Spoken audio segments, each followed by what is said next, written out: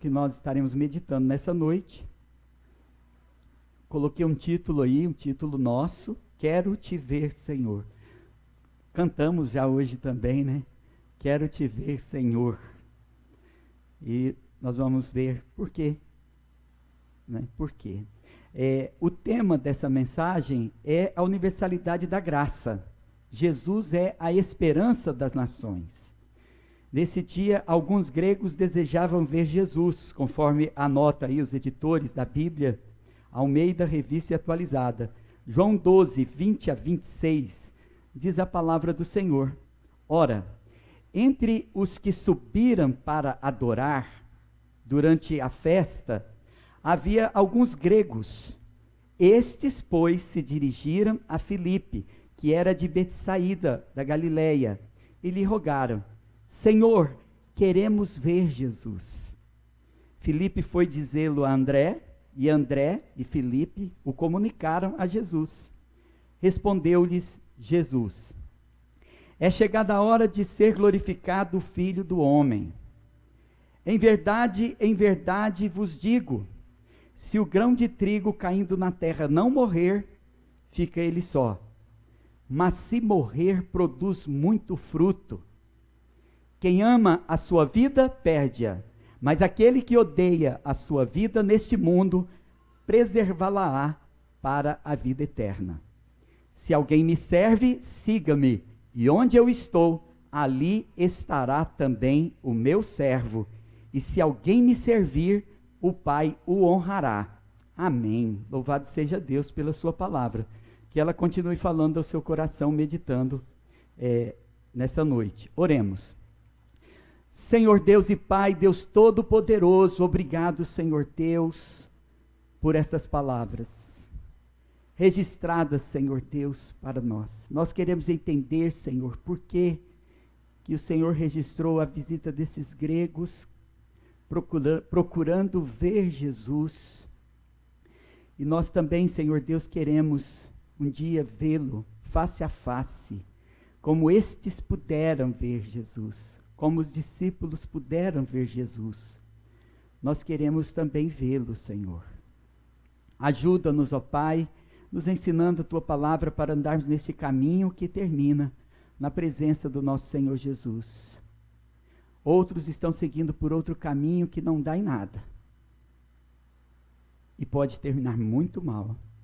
Mas nós queremos perseverar nesse caminho até que vejamos o Senhor face a face. Em nome de Jesus, amém.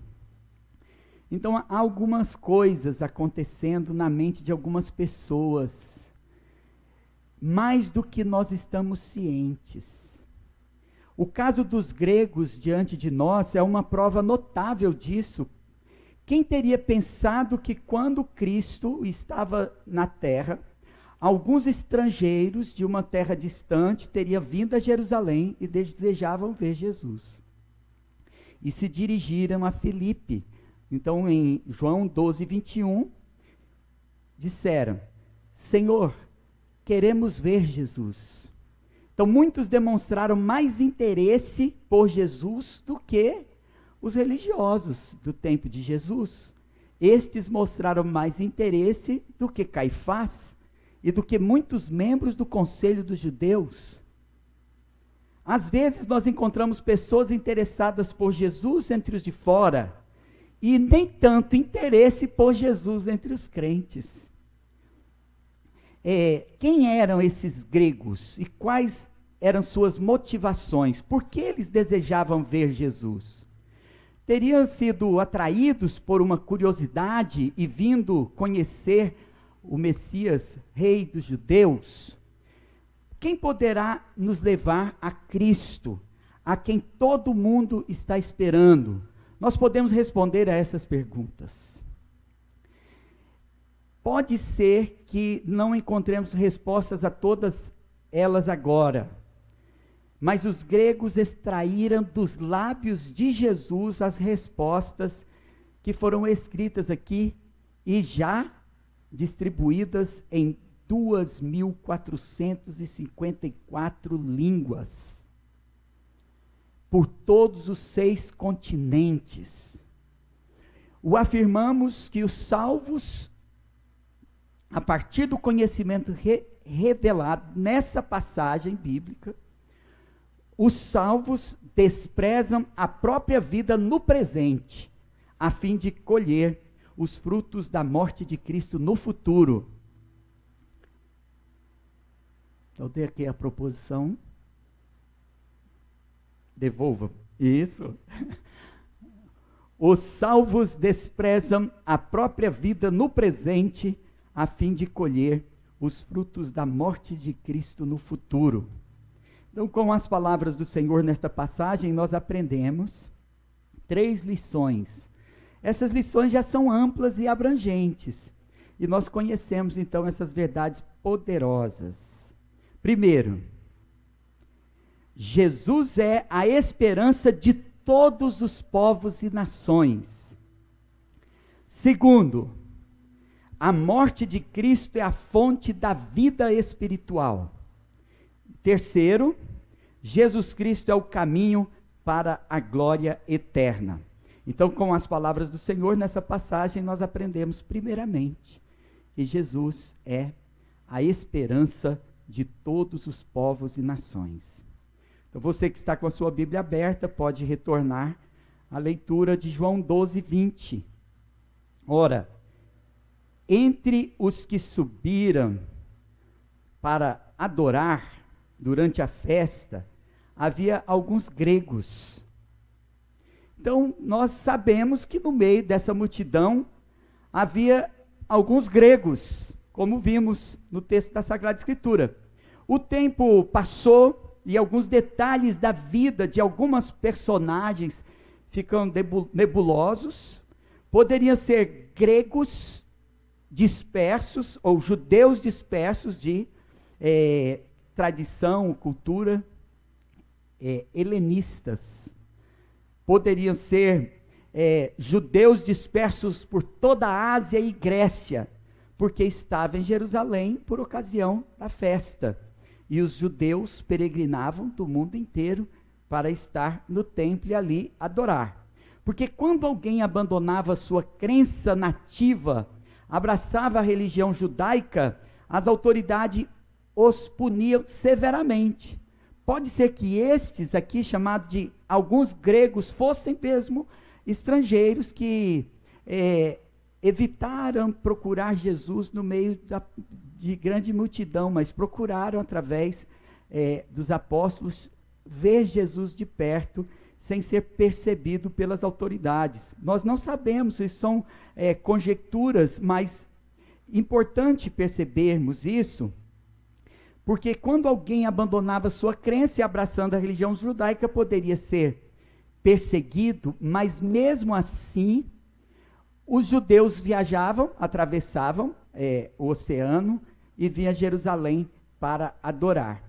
E quando eles faziam prosélito, que eram convertidos ao judaísmo, eles também, mesmo correndo risco, faziam peregrinação a Jerusalém para adorar. A prova disso é que Jerusalém tinha dependências especiais para aqueles que não eram judeus, mas eram gentios ou não judeus, né?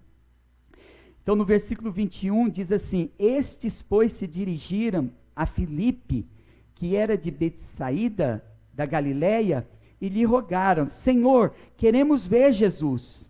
Então, nosso Senhor foi comunicado que esses disseram: Senhor, queremos ver Jesus. A Filipe. Não era permitido aos judeus se reunirem com estrangeiros. Então, depois de terem sido purificados para o culto, como ensinado na tradição, porque se eles não fizessem assim, eles profanariam o templo, os sacrifícios e até eles mesmos. Esse era o entendimento, segundo o ensino, a tradição dos sacerdotes, fariseus. Talvez, então, por isso eles não foram diretamente a Jesus, mas buscavam conseguir vê-lo. Então, segundo essa tradição, eles também não poderiam ir direto a Jesus se fossem judeus. Por isso que é muito impreciso saber se eles eram judeus natos ou se eles eram apenas judeus, se eles eram gregos nato, ou de nacionalidade grega, prosélitos, porque estavam ali para adorar o Deus de Israel, ou se eram judeus da dispersão que vieram também atravessar o oceano e agora, por ocasião da festa, desejavam ver Jesus. Porque era também na tradição judaica, muito complicada, né? Para nós que vivemos no Ocidente, também você não poderia chegar ao mestre diretamente, você tinha que passar por um discípulo num grau menor. Você deveria pedir autorização a um discípulo já admitido à presença do mestre para que o conhecesse ou tivesse com ele uma audiência. Então ele não poderia ir diretamente também a Jesus sem procurar um de seus discípulos.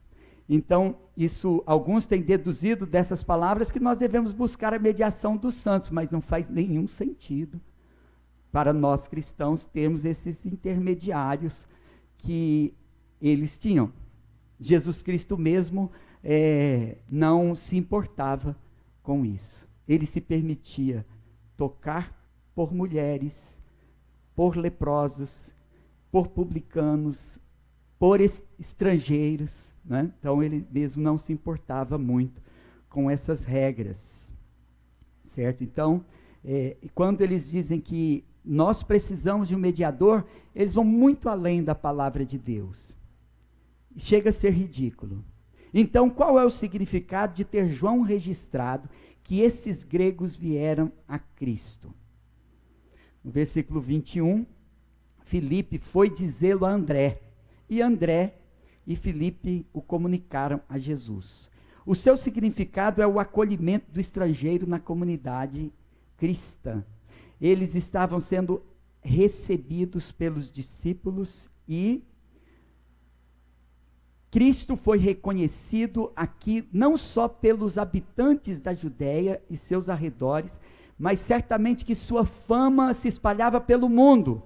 E seus discípulos judeus deviam estar prontos para comunicar o evangelho também aos gregos, que vinham pessoas de países distantes com o fim de adorar, e estes levariam o testemunho do acolhimento de Jesus e de seus discípulos para a sua própria nação. Que Cristo deve ser reconhecido como Rei dos Reis, não só pelos judeus, mas por todos os povos, de todas as nações. Então, todos estes que se dirigiram a Jerusalém, encontraram a Jesus Cristo por ocasião, então, do culto solene. O culto, ele não estava confinado ao templo. A lei permitia que o culto fosse celebrado de casa em casa e também nas sinagogas, mas eles igualmente chamados à obediência externa, também, não somente interna, eles compareciam ao culto público. O culto do Antigo Testamento, como era no princípio, chegou ao fim, porque Cristo cumpriu a lei cerimonial. Mas o Senhor deixou à igreja, então, a sua aliança, deixou o batismo, a ceia do Senhor, e o culto público, etc. Podemos pensar assim, não é? Para que os crentes se envolvessem nesse mistério. Portanto, se desprezarmos o culto público no dia do Senhor, nós ficando em casa, ou se fecharmos as portas da casa de oração àqueles que vêm a Cristo, o que isso prova, irmãos? Prova que a nossa expressão de fé não passa de uma religiosidade individualista, egoísta, hipócrita, isolada, excessivamente formal, fria. Então nós devemos cultuar juntos, com alegria, e acolher ao estrangeiro para o culto. Ou seja, nós devemos nos alegrar juntos, acolhendo sempre os de fora. Então não devemos nos comportar de tal modo como aqueles judeus, modernos fariseus, hipócritas, que eles não participavam de nada. Com sua irreverência, eles se tornavam impedimento do culto sempre a alguém, que não consideravam digno, que não consideravam irmãos. Então a aplicação é que a glória do Filho do Homem seria conhecida pelo mundo todo, e no Filho seriam acolhidos os povos de todas as nações. Então Jesus Cristo diz que a hora estava chegando. E quando ele fala que a hora dele ser glorificado, tem uma relação com sua morte, certamente, com a sua cruz. Mas ele associa o momento da cruz ao momento da publicação do Evangelho. A morte de cruz foi também uma proclamação de Cristo ao mundo inteiro. A sua morte e o Evangelho proclamam a glorificação do Filho do Homem e anunciam a esperança das nações. Então, a segunda lição, ainda mais ampla, que nós tiramos dessa passagem, também muito abrangente, tirada das palavras de Jesus, revela-nos uma poderosa verdade. A morte de Cristo é a fonte da vida espiritual. Então, no versículo 23, respondeu-lhes Jesus: é chegada a hora de ser glorificado o Filho do Homem. Nós vimos Jesus é a esperança. Jesus é a esperança de todos os povos e nações. Agora percebemos também que a morte de Cristo é a fonte da vida espiritual. Respondeu-lhe Jesus: é chegada a hora de ser glorificado o Filho do Homem. Como pode nosso Senhor afirmar: é chegada a hora de ser glorificado o Filho do Homem, quando ele estava para ser morto? Geralmente a gente não consegue aceitar que a morte pode trazer uma coisa tão boa. Mas a morte do crente já se torna um anúncio de coisas boas, porque se torna uma ocasião de pregação do Evangelho, de salvação de muitas almas, de revelação da verdade. E quanto mais para aqueles que a esperam, ou esperam o encontro com o Senhor. Então ele ensina-lhes a verdadeira natureza do reino do Messias. O seu reino é espiritual. E a graça é universal. Então os gregos, eles desejavam vê-lo, mas se desejavam ver um rei, como os reis que existiam no mundo, eles sairiam dali decepcionados. Eles saberiam que ele é o rei dos reis vindo ao mundo, mas que não se encontrava num palácio, nem cercado de uma corte ou de uma guarda. Saberiam que ele veio ao mundo e não foi coroado com uma coroa de pedras preciosas, mas coroado com espinhos. E continua dizendo aqui no verso 24: em verdade vos digo, se o grão de trigo caindo na terra não morrer, fica ele só, mas se morrer, produz muito fruto. Então, como a morte de Cristo se torna uma fonte de vida, a semente, ao morrer, é sacrificada e traz a vida. Uma vez, eu não sei quem foi que me perguntou a respeito do sepultamento cristão, porque hoje em dia as pessoas começam a ter conhecimento de tradições outras, diferentes da tradição cristã, onde os corpos são tratados de forma diferente. Mas nós semeamos o corpo na terra, como quem planta uma semente, porque cremos na ressurreição dos mortos. Semeia o corpo na corrupção e ele ressuscita como uma árvore frondosa, verdejante, cheia de flores e frutos, né?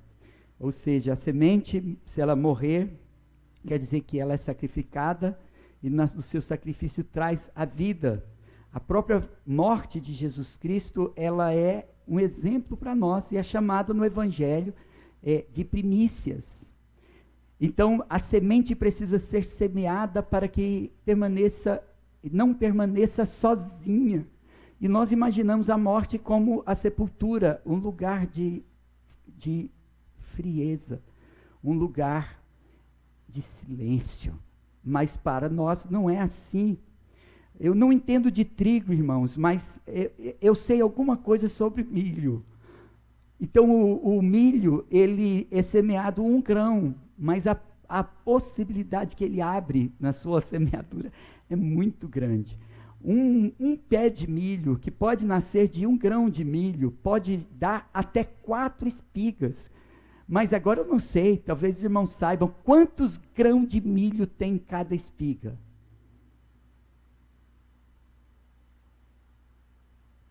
Não sei, talvez cerca de 600 grãos, 500 a 600 grãos. Cristo está falando de uma multidão de remidos, e ele se põe como grão. Então, o seu sangue derramado na cruz ali, compra uma multidão de remidos, de todas as nações. E ele disse isso por ocasião daquela procura dos gregos. Senhor, queremos ver Jesus. Nosso sepultamento também é comparado com o plantio da semente, como Paulo escreve. Eu tenho dito, 1 Coríntios 15, 42, pois assim também é a ressurreição dos mortos. Semeia-se o corpo na corrupção, ressuscita na incorrupção. Semeia-se em desonra, ressuscita em glória. Então nós estamos acostumados a colher benefícios da vida presente, e nós sequer imaginamos, muitas vezes, os benefícios que nós recebemos no futuro, porque Cristo morreu primeiro na cruz do Calvário, ressuscitou dentre os mortos. Por isso nós afirmamos que os salvos, eles desprezam a própria vida no presente, a fim de colher os frutos da morte de Cristo no futuro. Então, nem mesmo quando tudo começa bem nesse mundo, pode terminar bem. Mas em Cristo, nós temos a garantia de que mesmo que as coisas estejam difíceis agora, no começo, vai terminar bem. Então, o seu reino começa com uma crucificação. Ele anuncia o seu reino. A crucificação como se fosse uma coroação. Isso confunde os entendidos. Ele não veio para ser honrado com as pompas reais, mas ele foi desonrado em uma morte vergonhosa. E seu corpo foi moído por chicotes, nu, ele foi pendurado numa cruz. E sua cabeça foi ferida com uma coroa. E os espinhos cravaram na sua fronte. E o seu sangue derramado ali abundantemente sobre aquela amarga cruz. Irmãos, parece que os heróis do mundo, de outras as religiões, são vitoriosos. Os fundadores das outras religiões geralmente são estadistas, que fundaram reinos, que venceram batalhas gloriosamente. Mas a batalha da cruz parece uma derrota. Jesus conquistou somente bens espirituais. Sua glória está na vitória sobre a morte. Sua vitória está na ressurreição. Porque até no momento da sua morte, ele viu os seus despojos sendo repartidos. Lançaram sorte sobre suas vestes. E a sua túnica, que parecia uma túnica muito interessante, né? Porque eles disseram, opa, essa aqui nós não vamos rasgar, vamos sortear para ver quem fica com ela. E a Bíblia diz que era uma túnica reta, sem costuras. Então Jesus conquistou somente bens espirituais e até nesse momento parecia estar perdendo tudo. De sua cruz e sofrimento, portanto, brotaria a colheita dos benefícios espirituais. Então, sua morte como um grão de semente seria, então, raiz de bênçãos incontáveis e de riquezas inimagináveis, que infelizmente muitos têm desprezado. Não desprezemos também. Assim, a morte de Cristo é a fonte da vida.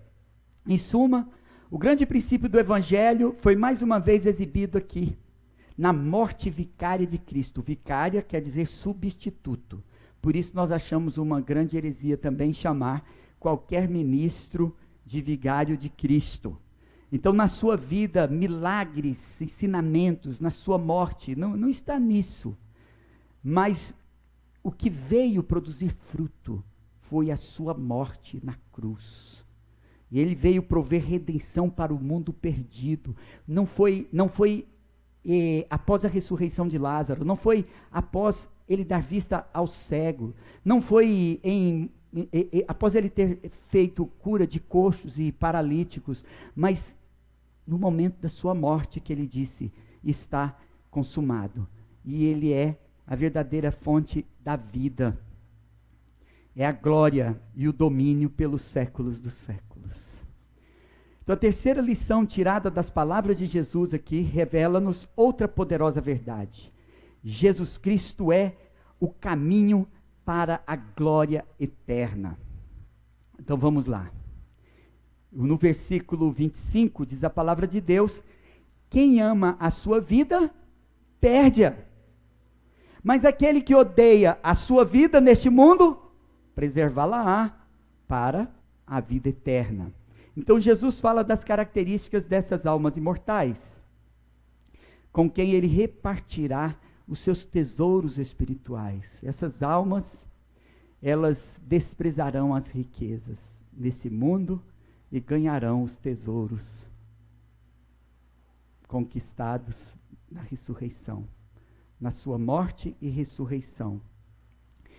Quem ama a sua vida, perde-a, disse Jesus. Então nós somos exortados a morrermos também. E morrermos com o fim de produzirmos fruto. E eu quero explicar muito bem que às vezes é necessária a ressalva de que não é para vocês correrem para a morte. É para vocês mortificarem a si mesmos espiritualmente. Desprezar as coisas desse mundo em troca das coisas celestiais. Desprezar a glória do mundo pelas coisas do porvir. Amar mais a vida eterna do que a própria vida. As riquezas celestiais do que as riquezas aqui acumuladas. Nós devemos entender que significa amar a Cristo e amar a vida eterna, mais do que amar o mundo. Nós devemos odiar o mundo. Não significa, irmãos, mais uma vez eu digo, que você deve sair daqui corajosamente para a morte, não. Mas viver como se fosse morto para o mundo e agora renascido para Deus. Então a vida é uma bênção de Deus, mas nós devemos reputá-la em segundo plano. Até a nossa própria vida nós devemos reputá-la em segundo plano. E nos achegarmos a Cristo, que Ele é a verdadeira vida, no presente e no futuro. Nós devemos preferir a morte a nos afastarmos de Cristo. Então isso significa, irmãos, vivermos como peregrinos aqui, mantendo os olhos fixos no nosso alvo, que é Cristo. Todo cristão, eu acho que concorda com isso, até canta. Meu alvo é Cristo. Todo cristão canta que entrega tudo para Cristo, que a sua prioridade está no Senhor Jesus. Então ninguém deve discordar disso aqui.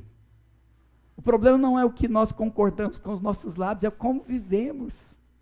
E como realmente o nosso coração ama a vida e despreza muitas vezes a Cristo. Então esta frase profunda, ela deve nos preocupar intimamente. Nosso Senhor disse: mas aquele que odeia a sua vida neste mundo, preserva-la para a vida eterna. Porque nós estamos muito preocupados com a nossa vida, nós estamos preocupados com o nosso futuro financeiro, nós estamos preocupados com a nossa segurança, nós investimos nisso e nos ocupamos disso.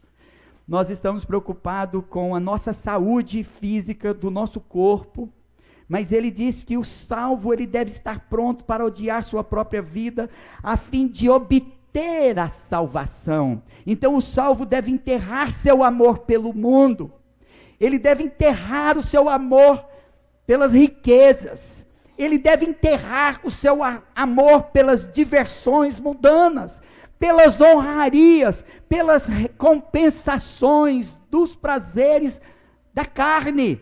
Ele deve se permitir mortificar a carne e sepultar assim.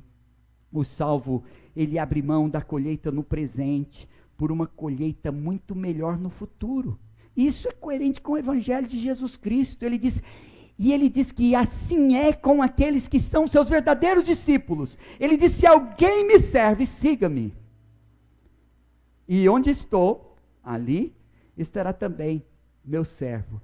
Eu fico assim bastante impressionado, irmãos, porque a gente vê poucos cristãos verdadeiros hoje em dia, mas de vez em quando a gente vê cristãos pensando assim: eu quero saber como Jesus Cristo vivia, eu quero viver no mundo como Jesus Cristo também viveu, eu quero me ocupar da ocupação que Jesus Cristo tinha, eu quero amar aquilo que Cristo amava, eu quero dedicar minha vida àquilo que Cristo dedicava, e quer conhecer mais a respeito do modo de vida de Jesus, para viver como o seu mestre.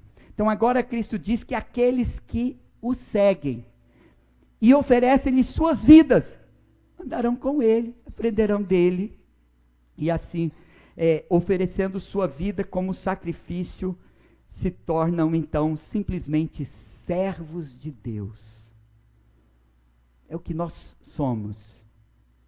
E aqueles que são, estarão com ele.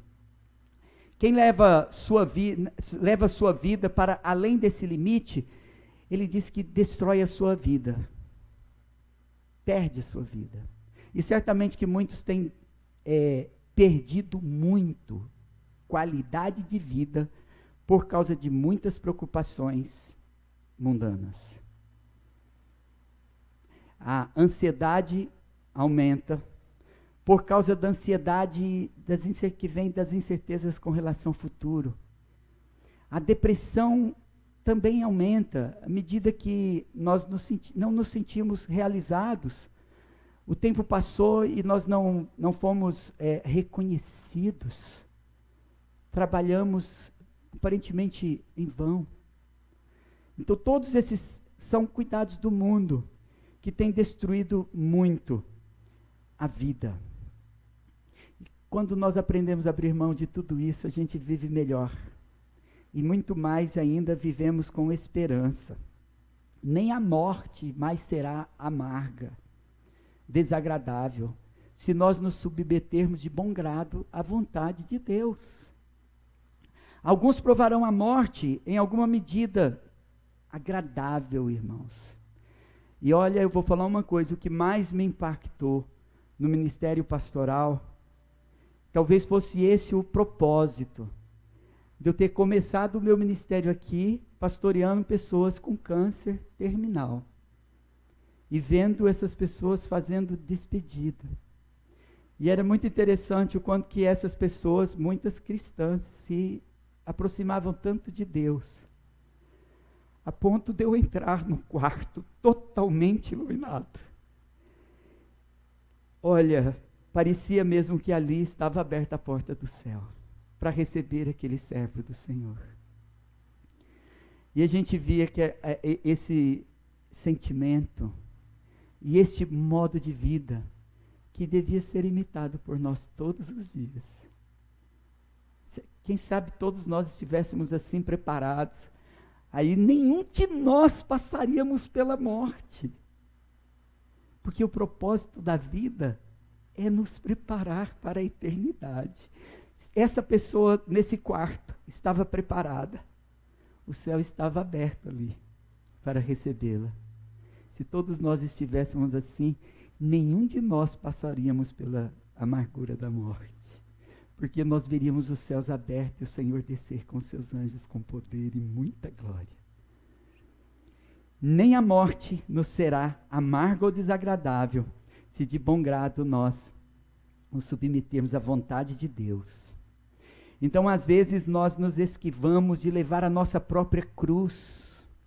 Nós desejamos nos livrar da morte por causa de Cristo? Para viver para Cristo? Não. Porque quem vive para Cristo nem faz caso da própria vida. Por quê? Como diz o apóstolo, se ele vivesse, ele viveria para Cristo. E se ele morresse, também morreria para Cristo, porque ele era de Cristo. Então Cristo, ele promete aos que não se importam em morrer com ele, que eles serão participantes da sua ressurreição, como também encontrarão na sua morte fonte de consolação, que o Pai não deixará seus servos sem o galardão. Aqueles que foram companheiros de Jesus nessa vida estarão com ele na outra vida. Você quer saber se você vai estar com Jesus hoje, irmãos? Jesus acabou de dizer para vocês com essas palavras. Aqueles que andam com Jesus hoje estão com ele, estarão com ele onde ele estiver. Então assim ele é o caminho para a glória espiritual. Então como seguiremos nesse caminho que é Cristo? Tanto na vida quanto na morte, imitando a Cristo, vivendo em obediência e face à morte, vindo para Deus sem temor.